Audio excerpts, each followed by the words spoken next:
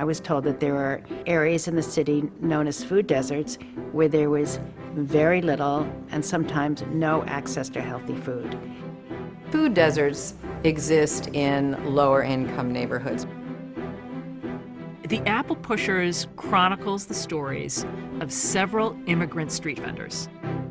These are street vendors that are bringing fruits and vegetables into the inner city where finding a bright red apple is a serious challenge and where obesity rates are skyrocketing.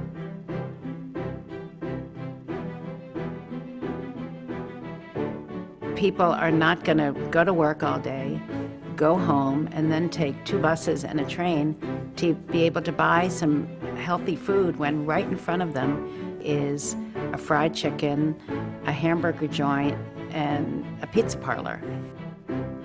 So the film really touches the intersection of food deserts and obesity in the inner city and immigration.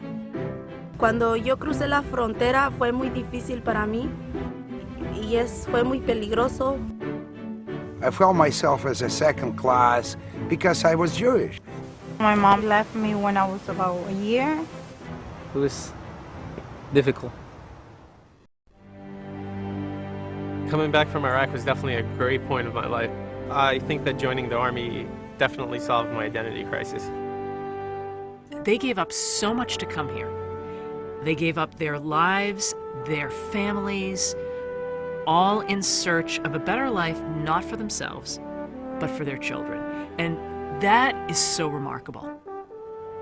And the film is also about entrepreneurship and micro-enterprise in the streets. Because these are all immigrants in search of a better life, starting their lives and their businesses on the street. They would set up these green carts and take them where there's very little access to healthy food and where there's a correlation of very high rates of diabetes and obesity. The Loriam Tisch Illumination Fund gave us a very generous grant to be able to help the communities by helping the vendors.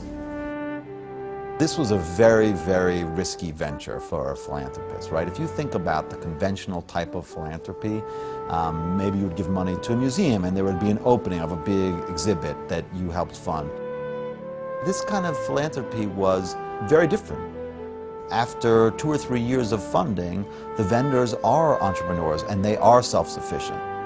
The way I look at access and opportunity is by giving all New Yorkers a chance of the American dream, that healthcare, access to food, access to education shouldn't be just determined by where you were born and the circumstances of your birth.